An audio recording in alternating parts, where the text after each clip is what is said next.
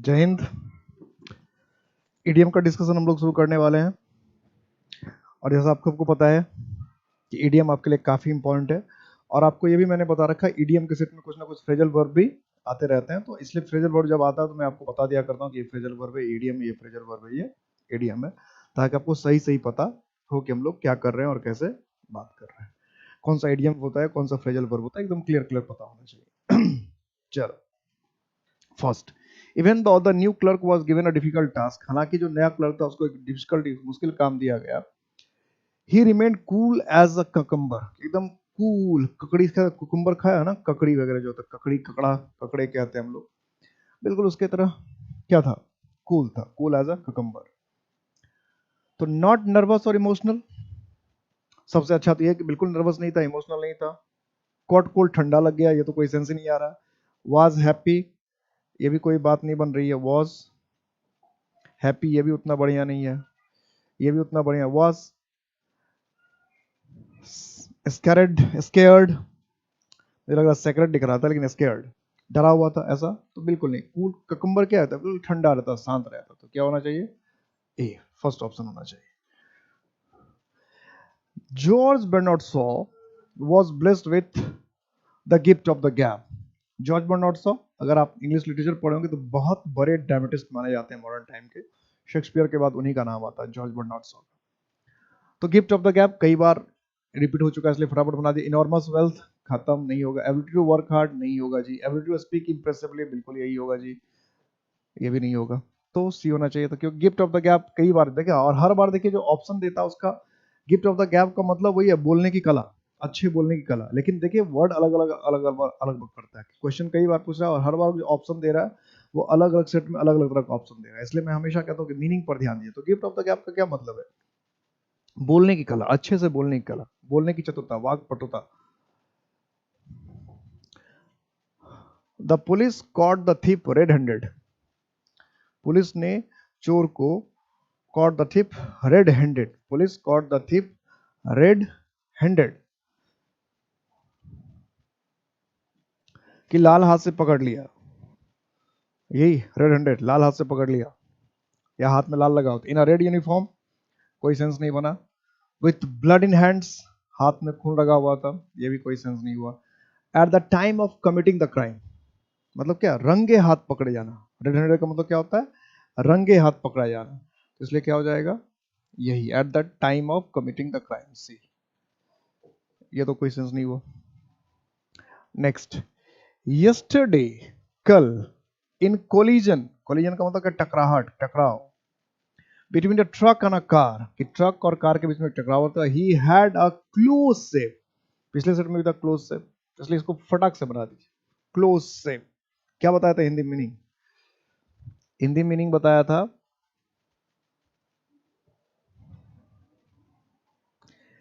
Hindi meaning बताया था बाल बाल बचना। क्या बताया था, बाल बाल बचना, बाल बाल बचना।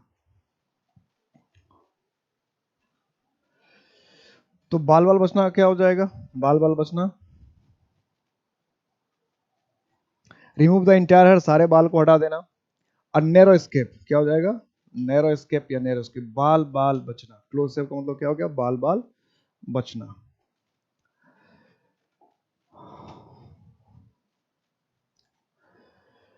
The piece of parental property has created bad blood between the two brothers, कि the piece of parental property यानी पैतृक संपत्ति जो था उसने क्रिएट कर दिया bad blood between the two brothers, दो भाई के बीच में। दो भाई के बीच में क्या ला देगा भाई, बताओ क्या आना चाहिए, क्या हो जाएगा, दो भाई के बीच में बैड ब्लड, और पैतृक संपत्ति की वजह से क्या होता, बोलो, इम्प्योर रिलेशन, अशुद्ध संबंध। इल मैच टेम्पर, ऐसा टेम्पर, ऐसा स्वभाव जो इल मैच, मतलब खराब हो, मिलता जुलता ना हो। एक्टिव एनविटी, एकदम दुश्मनी, सक्रिय दुश्मनी, दुश्मनी का कारण ला दिया, तो ये हो सकता है।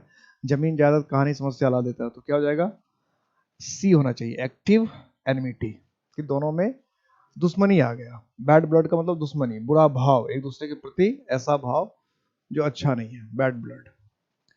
Since you couldn't accept timely warning, चूंकि आप टाइमली वार्निंग को एक्सेप्ट नहीं कर रहे हैं, इट इज नो यूज, इसका कोई फायदा नहीं है रिपेंटिंग नाउ, कि अब रिपेंट करने का, पछताने का कोई फायदा नहीं है।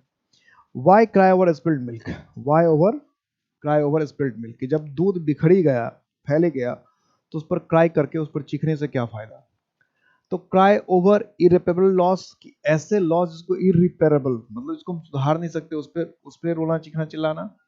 टू रिग्रेट यूजलेसली, बेवजह जो रिग्रेट करना, पछताना। क्राई नीडलेसली, अनावश्यक रूप से चिल्लाना। फील गिल्टी ऑफ, शर्मिंदगी महसूस करना या दोष महसूस करना, कुछ गुनाहगार सा फीलिंग आना अपने अंदर।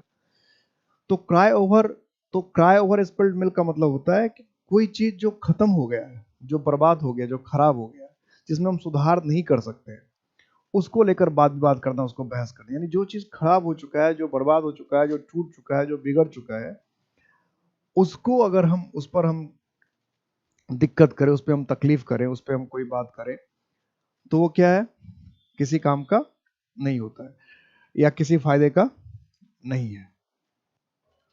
तो इसलिए इसलिए इसका जो ऑप्शन होना चाहिए वो होना चाहिए cry over irreparable loss, cry over irreparable loss, कि जिस पर हम कोई रिपेयर कर ही नहीं सकते हैं, उस पर दुखी होना, परेशान होना। तो ये हो जाएगा। After 15 years of marriage,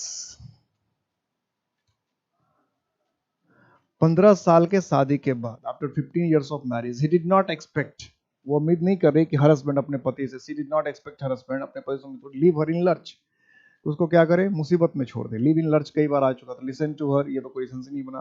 provoke हर, उकसाए हर, ये बना। इग्नोर हर, उसको नजरअंदाज करे, ये भी नहीं होगा। लिव इन लर्च पहले भी आ चुका, तो फटाक से बना। डेजर्ट हर, छोड़ देना, त्याग देना। लिव इन लर्च का मतलब था किसी को अकेले छोड़ देना, किसी को मुसीबत में छोड़ देना, किसी को परेशानी में छोड़ देना, किसी को समस्या में छोड़ देना। Live in lurch. Who are to we to sit in judgement over the choices, who are we to sit in judgment, sit in judgment over their choices। क्या होगा,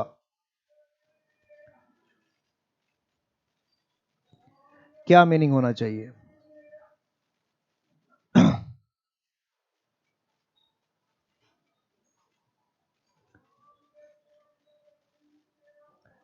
क्या रखें इसका meaning,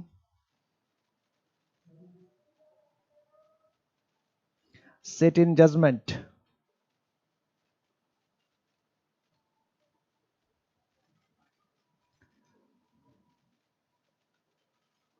sit in judgment।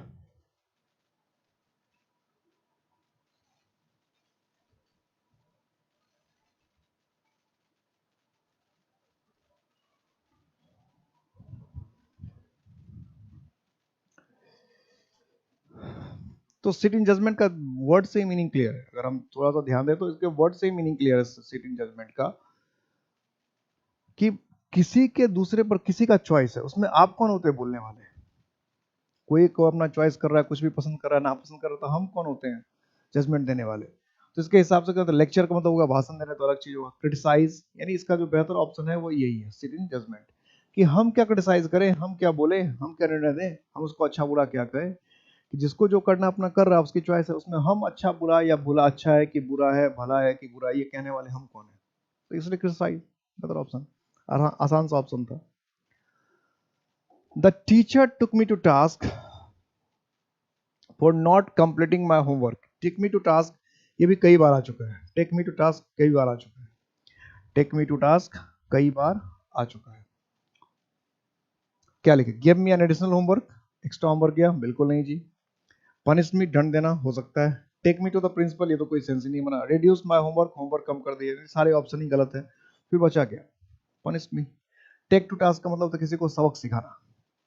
Take to task का मतलब क्या होता है, किसी को सबक सिखाना। टेक टू टास्क, किसी को सबक सिखाना। तो पनिश हो गया। डू नॉट लूज हेड, क्या अपना दिमाग ना खोएं when faced with a difficult situation, कि जब आपका डिफिकल्ट सिचुएशन आ जाता है, जब आप बुरे वक्त में होते हैं, दौर में होते हैं, तो do not lose your head, तो दिमाग नहीं खोना है, हेड नहीं खोना है, ऐसा सेंस आएगा क्या? तो do not lose your head when faced with difficult situation. तो do not lose your head, lose your, forget anything, भूल जाना किसी चीज को, नेग्लेक्ट एनीथिंग नहीं होगा, सेल्फ कंट्रोल, अपने पे नियंत्रण, गेट जीलस, ईर्ष्या हो जाना, बैर हो जाना, द्वेष हो जाना चाहिए। तो लूज योर हेड का मतलब क्या? Do not lose your health when faced with a difficult situation. Lose one head का मतलब क्या? लूज अपना आपा खोना, लूज वन हेड का मतलब क्या? अपना आपा खोना, लूज योर हेड। तो do not lose your self confidence, ये do not lose your self control, कि अपना सेल्फ कंट्रोल ना खोए। तो इसको सेंटेंस वाला ठीक से बनाया नहीं है, यहाँ सेल्फ कंट्रोल का ऑप्शन होना चाहिए था, लेकिन do not self control when set with a, तो ये सेंटेंस जैसा ऑप्शन दे रखा ना उसके हिसाब से सेट नहीं होता, यानी जो क्वेश्चन सेट करने वाला है ये थोड़ा सा जज्बाती होकर क्वेश्चन सेट कर दिया, ऐसा क्वेश्चन सेट नहीं किया। सेंटेंस में ऑप्शन ऐसे दिया जाता है कि जो यहाँ रखने पर उसका मीनिंग फिट बैठे, लेकिन यहाँ पर हम सेल्फ कंट्रोल को लिख भी देते या कुछ भी लिख दे, do not forget anything, do not neglect anything when faced with a difficult situation. तो लूज वंस हेड का मतलब था अपना आपा खोना, अपना नियंत्रण खोना, सोचने समझने की शक्ति खो देना। तो ये दोनों तो होगा ही नहीं, और ये दोनों सेंटेंस बनता है, ये मीनिंग होगा, लेकिन यहाँ फिट नहीं बैठ रहा सेंटेंस के हिसाब से। तो यहाँ पर होना चाहिए था, या ये होना चाहिए था सेल्फ कंट्रोल के पहले होना चाहिए था, जिसमें इसमें वर्ब लगा रखा है फॉरगेट नेग्लेक्ट, इसी तरह से होना चाहिए था लूज सेल्फ कंट्रोल, कि do not lose your self control, कि अपना आत्म नियंत्रण ना खोले। इसके सेल्फ कंट्रोल के पहले लूज भी होना चाहिए था, तब जाके पूरी बात है। तो या तो लूज योर हेड या लिख दिया सेल्फ कंट्रोल, तो ऑप्शन तो यही होगा, लेकिन ये ठीक से बैठेगा नहीं सेंटेंस में, जैसा स्ट्रक्चर बना रखा है उसके हिसाब से सेट नहीं बैठ रहा। हो जाता है कभी कभी, क्वेश्चन सेट करने वाले अपने आप को ज्यादा स्मार्ट समझते हैं। When I entered the house, everything was at sixes and sevens, कि जब मैं घर में प्रवेश किया, एंटर किया, तो everything was sixes and sevens। तो at sixes and sevens ये पहले से आया हुआ है, at sixes and sevens पहले से आया हुआ है। तो क्या एक क्वारल अमंग 6 और 7 पीपल, ये तो कोई सेंस ही नहीं बना। टू हैव 6 और 7 विजिटर्स एट अ टाइम, ये भी कोई सेंस नहीं हुआ। इन डिसऑर्डर और कंफ्यूजन, अनप्रेजेंट आर्गुमेंट, ये दो सी और डी लग रहा था, ये दोनों ऑप्शन हो सकता है। तो 6 एंड 7 का मतलब क्या? तितर बितर, सब कुछ इधर उधर बेतरतीब, इधर फैला उधर फैला, इधर बिखरा हुआ उधर फैला हुआ, तो ये सब कुछ बेतरतीब अस्त व्यस्त। तो इसके हिसाब से क्या हो जाएगा? इन डिसऑर्डर और इन कंफ्यूजन, सी हो जाएगा। He was pulled up by the director of the company, pulled up. अब डायरेक्टर असॉल्ट तो नहीं करेगा, असॉल्ट का मतलब क्या? बुरी तरह से पीटना। ड्रैग का मतलब क्या है? खींचना, तो खींचने लगेगा एकदम जमीन पे डायरेक्टर, ऐसा तो करेगा नहीं। रेप्रीमेंडेड, रेप्रीमेंड का मतलब क्या? डांटना फटकारना। तो डांटना फटकारना पॉसिबल है, डांट फटकार सकता है कोई किसी को, डांटा जा सकता है। तो अगर डांटा जा सकता है, डांटने की बात अगर हम करें, तो फिर क्या हो जाएगा? रेप्रीमेंडेड, यानी इसका बेस्ट ऑप्शन क्या है? रेप्रीमेंडेड, सी हो सकता है इसका। हो सकता है क्या है? द स्टॉर्म ब्रॉट अबाउट, अब ये जो ये सब ब्रॉट अबाउट हो गया, ये भी आपको क्या हो गया? फ्रेजल वर्ब हो गया। इसमें दो तीन फ्रेजल वर्ब था, उसको मैं देखिए, पुल्ड अप भी फ्रेजल वर्ब था, लूज योर तो ईडियम है, सिट इन जज में ईडियम ही था, पुल्ड अप ये क्या है? फ्रेजल वर्ब है। ब्रॉट अबाउट ये भी क्या है? फ्रेजल वर्ब है, ब्रॉट अबाउट भी फ्रेजल वर्ब है। The storm brought about great destruction in the valley, बहुत डिस्ट्रक्शन लाया, बहुत तबाही लाया। The storm brought about great destruction in the valley. Invited, caused, succeeded, halted, क्या होगा? इनवाइटेड तो ब्रॉट अबाउट, मतलब लग रहा है कि the storm brought about great destruction in the valley, कि बहुत ज्यादा वैली में तबाही, तो लाया ही का सेंस होगा। तो इनवाइट करेगा तो कोई मतलब नहीं। कॉज्ड, सक्सीडेड, हॉल्टेड, तो इनवाइटेड होगा नहीं, कॉज्ड, कॉज्ड ज्यादा बेहतर ऑप्शन, कि इसके कारण। इनवाइट करना तो थोड़ा निमंत्रण देकर बुलाना होती है, ज्यादा अच्छा नहीं है। कॉस्ट किसके मतलब लाना, नॉर्मल मीनिंग होता है ब्रिंग अबाउट का लाना, तो लाना का मतलब किसी का कारण होना है, तो इसलिए कॉस्ट होगी। आपको अप्रोप्रिएट मीनिंग देखना पड़ेगा क्या होता है।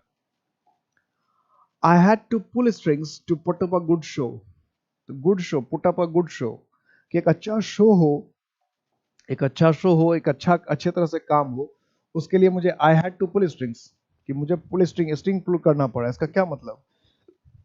क्या कहना चाह रहा होगा, क्या कहना चाहता होगा? प्ले म्यूजिक की म्यूजिक चलाना पड़ा, नहीं भाई।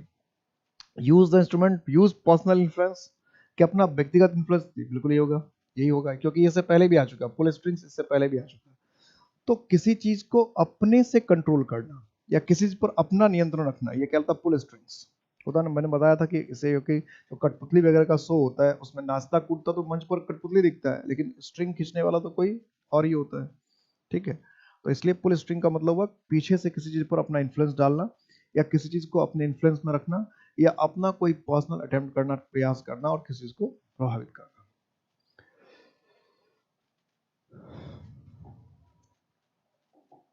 You can easily overcome, overcome का मतलब क्या होता है, जीतना। You can easily overcome this situation, कि तुम इस सिचुएशन को आसानी से जीत सकते हो। If you keep your head, फिर अभी लूज योर हेड था, लूज योर हेड का अपोजिट है keep your head. Lose your head और keep your head antonym students में भी आ सकता है। लूज योर हेड का मतलब अपना आपा खोना, अपना नियंत्रण खोना। कीप योर हेड का उसका उल्टा हो जाएगा, नियंत्रण बनाए रखना। तो कीप फेथ इन, विश्वास बनाए रखना, ये कोई बंदा नहीं।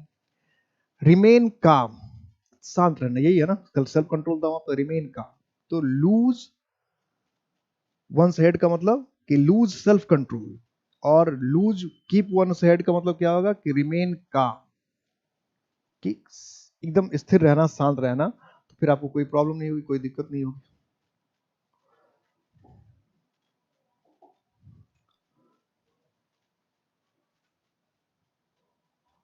इट इज क्लियर दैट, यह बिल्कुल साफ है, the ideas of both reformers run in the same group.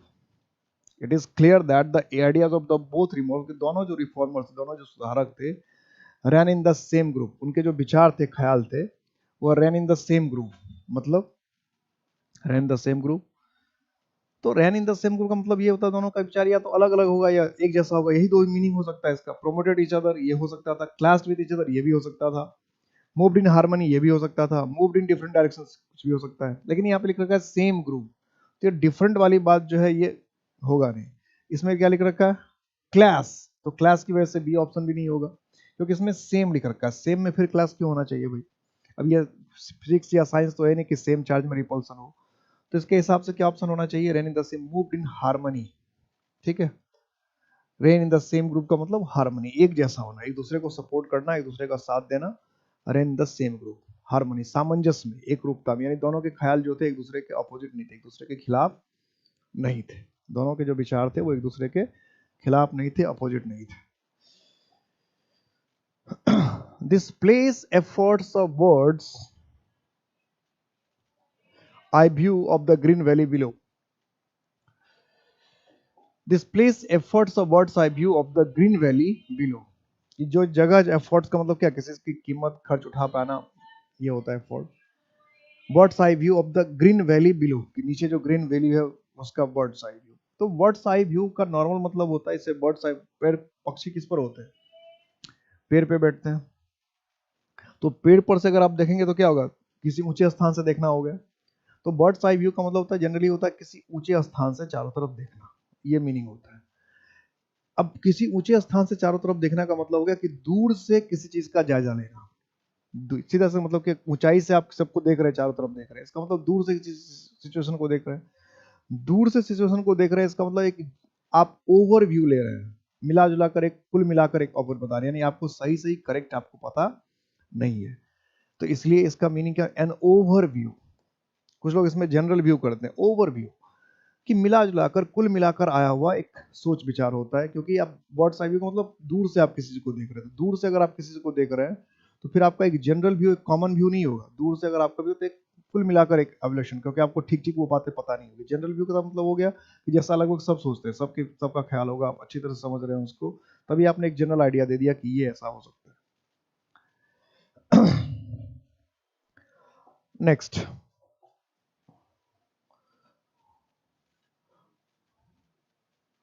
Don't worry about the silly row, ये जो सिली रो है, जो झगड़ा हो रहा है, उस पर ध्यान नहीं देना है। It was just a storm in the tea cup, तो ये चाय के कप में आया हुआ तूफान था। Storm in the tea cup इससे पहले भी आ चुका है, इसलिए फटाफट बता दीजिए। Important matter deal with is, कि महत्वपूर्ण मुद्दा इसको आपने आसानी से डील किया। हॉट टी बीइंग सर्व्ड, गर्म चाय दी जा रही है। कमोशन ओवर ट्रिवियल मैटर, छोटे से, ट्रिवियल का मतलब क्या, छोटा सा, छोटा सा मुद्दा, उस पर विवाद हो जाना, कमोशन हो जाना, झगड़ा हो जाना। और कंफ्यूजन कैओस, कि कंफ्यूजन और कैओस मतलब, कैओस का मतलब क्या, अस्त व्यस्त बेतरतीब, कंफ्यूजन मतलब क्या, असमंजस। तो स्टॉर्म इन अ टी कप है, टी कप के चाय का, इसका मतलब कोई चाय कप तो छोटा होता है, इसलिए इसका जो बेस्ट मीनिंग लगता है, ये भी ठीक है, ये भी ठीक है, ये भी ठीक है, लेकिन इससे में से सबसे बेहतर मीनिंग हमको ढूंढना पड़ेगा। तो डी2 क्या होगा, commotion over a trivial matter, कि बहुत छोटे से मुद्दे को लेकर कुछ ज्यादा ही उथल पुथल कर देना, इसको कहते हैं storm in tea cup.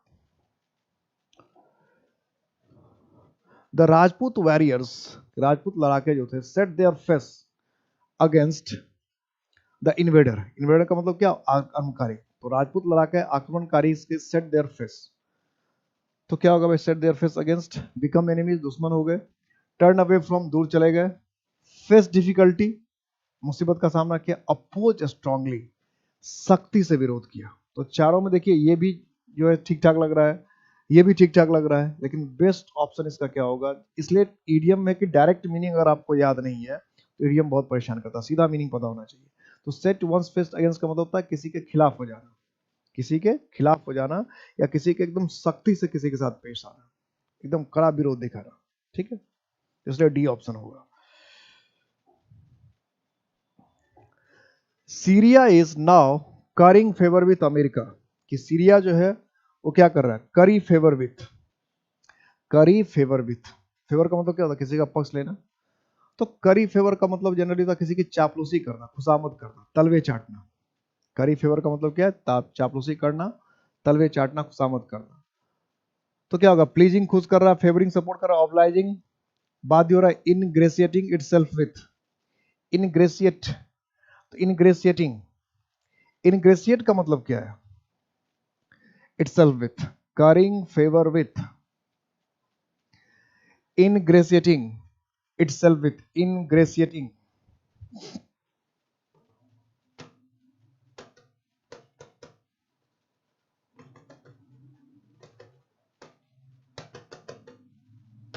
ingratiating,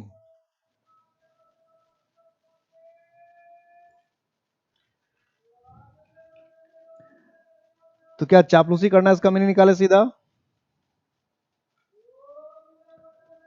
चापलूसी करना, खुशामद करना,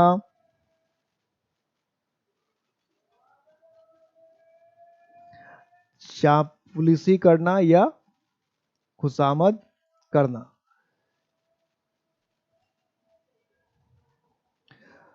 चापलूसी करना या फिर खुशामद करना।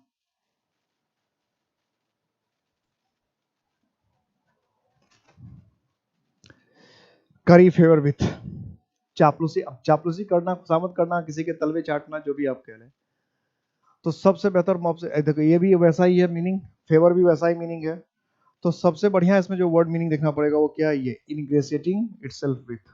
इनग्रेसिएटिंग इसलिए होगा कि इनग्रेसिएट का मतलब होता है किसी के ताल में चल बिताना, किसी का खुशामद करना, यानी अपने आप को किसी को खुश करने के लिए बहुत नीचे गिरा लेना, ये होता है इनग्रेसिएट। इनग्रेसिएट का मतलब होता है किसी को खुश करने के लिए अपने आप को बहुत नीचे गिरा लेना, किसी को खुश करने के लिए अपने आप को बहुत मतलब ऊंची हरकतें करना। तो इसलिए करी फेवर विथ का मतलब क्या होना चाहिए था, ये, क्योंकि इसको हिंदी में कहते हैं चापलूसी करना, खुशामद करना, तलवे चाटना वगैरह वगैरह। Our principal is not a man to mince matters. Mince matter, कि हमारे प्रिंसिपल जो ऐसा नहीं है जो मैटर को मिन्स करे, वैसे मिन्स का मतलब होता है छोटे छोटे टुकड़े में काटना, कंफ्यूज इशूज, इशूज को कंफ्यूज करे, से समथिंग माइंडली, किसी को एकदम नाजुक वे में कहे, टू मिक्स एवरीथिंग टुगेदर, सब कुछ को एक साथ मिला दे, टू वेरी मॉडेस्ट, कि बड़े मॉडेस्ट। तो मिन्स मैटर का जो यूज आजकल होता है वो होता है, मिन्स मैटर का मतलब होता है जनरली नॉट लगा के यूज करते हैं, नॉट टू मिन्स मैटर्स, तो not two means matter generally use होता है। और नॉट टू मीन्स मैटर जो होता है वो होता है कि बात को शक्तिपूर्वक नहीं कहना, रिजनेबल वे में कहना, सही सीधा सीधा कह देना, बिना किसी लाग लपट के कहना, ऐसा हिंदी में तो नॉट मीन्स टू मैटर कहते हैं हिंदी को, तो बिना लाग लपट के बोल दिया, बिना घुमा फिरा बोल दिया, सीधी सीधी बात आराम से रिजनेबल तार्किक ढंग से बोल दिया, ये होता है नॉट टू मीन्स मैटर। अब इसमें से नॉट तो हटा लिया, सिंपल कर दिया मीन्स मैटर्स, तो फिर मीन्स मैटर हो गया, इसका मतलब क्या होगा, तो हमारे प्रिंसिपल जो है टू से समथिंग माइल्डली, कि किसी को बहुत आसानी से कहने वाले लोग नहीं है, is not a man to mince matters, ठीक है।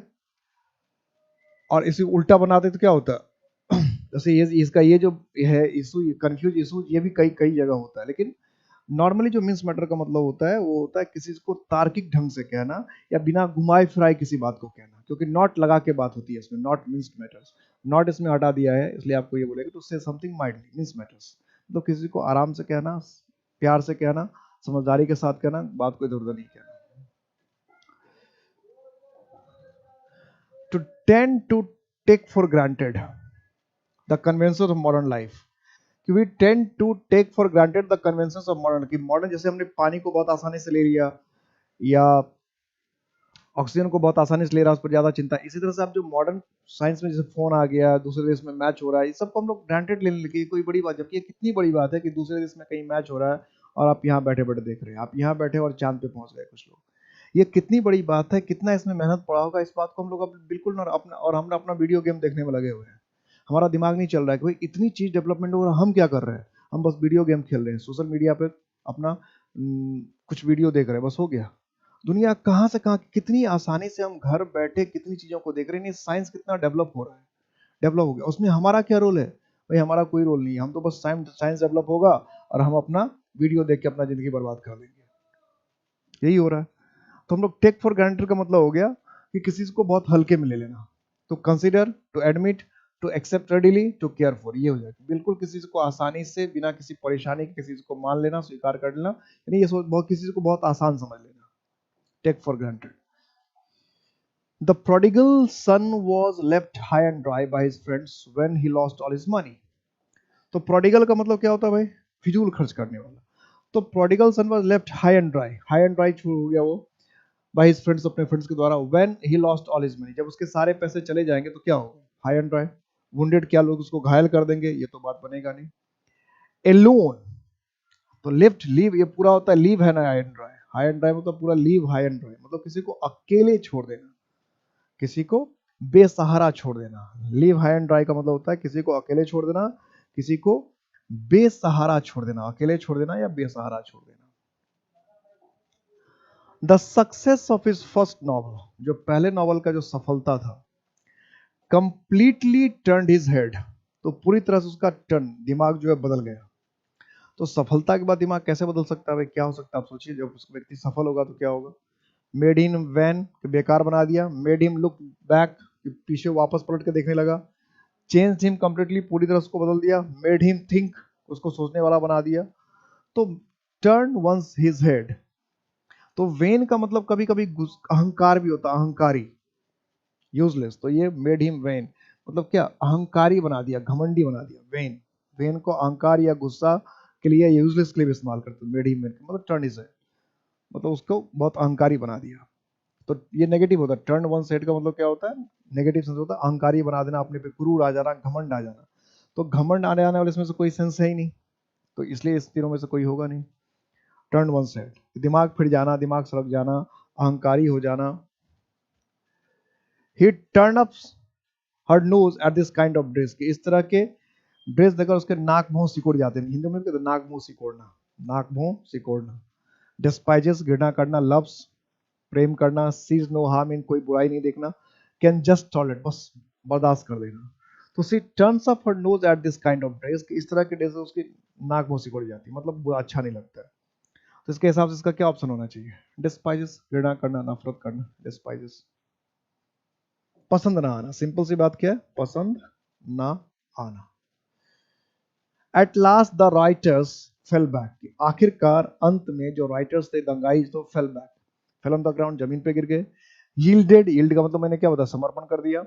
रन बैक, वापस भाग गए। टर्न बैक, वापस मुड़ गए। तो फेल बैक का मतलब होता है असफल हो जाना, या आप यूं कह सकते हैं किसी चीज का, प्रोग्राम का खत्म हो जाना। तो इसका मतलब क्या कि राइटर्स क्या करेंगे? बहुत मेहनत करने के बाद असफल होने का मतलब क्या होगा? सरेंडर कर जाएंगे, झुक कर जाएंगे। तो झुक जाएंगे, सरेंडर कर जाएंगे, इसका मतलब क्या? यील्डेड, कि एट लास्ट राइटर्स यील्डेड, यानी सरेंडर कर दिया, जो दंगाई थे, जो विद्रोही थे, उन्होंने हार मान लिया, फेल बैक हो गए, असफल हो गए, यील्डेड। असफल कोई था इस नहीं इसमें, इसलिए हमको क्या जाना पड़ेगा? समर्पण। अगर असफल होता तो हम असफल करके आते, फेल्ड, लेकिन असफल इसमें था ही नहीं, तो हमें क्या करना पड़ेगा? समर्पण कर दिया, हार मान लिया, एक्सेप्ट कर लिया। फेल हो जाने का मतलब हार मान लेना। The Madagascar coup attempt ended in the fiasco, Madagascar में जो कॉप यानी क्या सैन्य विद्रोह का अटेम्प्ट किया गया, इंडेड इन अ फियास्को, फियास्को का मतलब क्या होता है, बहुत बड़ी असफलता, फियास्को वन वर्ड ऑप्शन में भी पूछता है, फियास्को का मतलब होता है बहुत बड़ी असफलता, ended in fiasco, had no effect, कोई प्रभाव नहीं पड़ा, वाज एन अटर फेल्योर, कि बहुत बड़ी असफलता थी, बहुत बड़ी असफलता थी, यही होगा, वाज एन अटर फेल्योर, कि बहुत बड़ी असफलता थी, was an utter failure. I think it is a square deal, I think it is a square deal, कि मुझे लग रहा है कि स्क्वायर डील है। स्क्वायर कैसा होता है भाई, ऐसा ऐसा ही देखा होगा ना आपने, तो फेयर बार्गेन, ठीक ठाक, मतलब उचित बार्गेन था, ए डिसेंट सेल, अच्छा खासा बिक्री हो, अनफेयर अनुचित सेल बिक्री हो गया, अनफेयर बार्गेन अनुचित, तो स्क्वायर का इस्तेमाल हमेशा क्या होता है, पॉजिटिव सेंस में होता है, तो ये दो तो नेगेटिव सेंस हो गया, तो ऐसे ही कट गया, अब पॉजिटिव सेंस में यही दो है, तो डिसेंट सेल या फेयर बार्गेन मतलब उचित समझौता, उचित मोल भाव, तो स्क्वायर डील का मतलब हो गया उचित, सही, जिसमें दोनों पक्ष का फायदा हो, वैसा वैसा मोल भाव, वैसा बार्गेन, वैसी खरीद फरोख्त, वैसी बिक्री खरीद जिसमें कि दोनों पक्ष का क्या हो, फायदा हो, तो फेयर बार्गेन।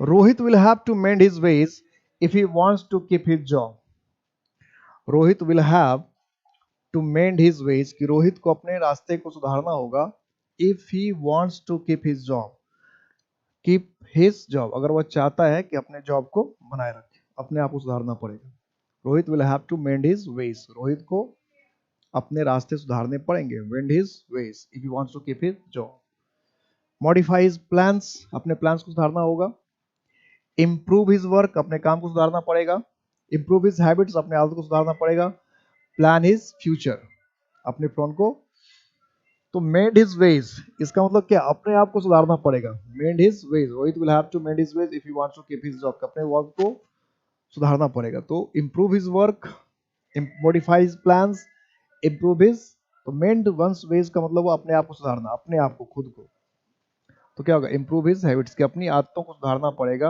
अपने आप में सुधार लाना पड़ेगा अगर वो चाहता है जॉब को कंटिन्यू करना।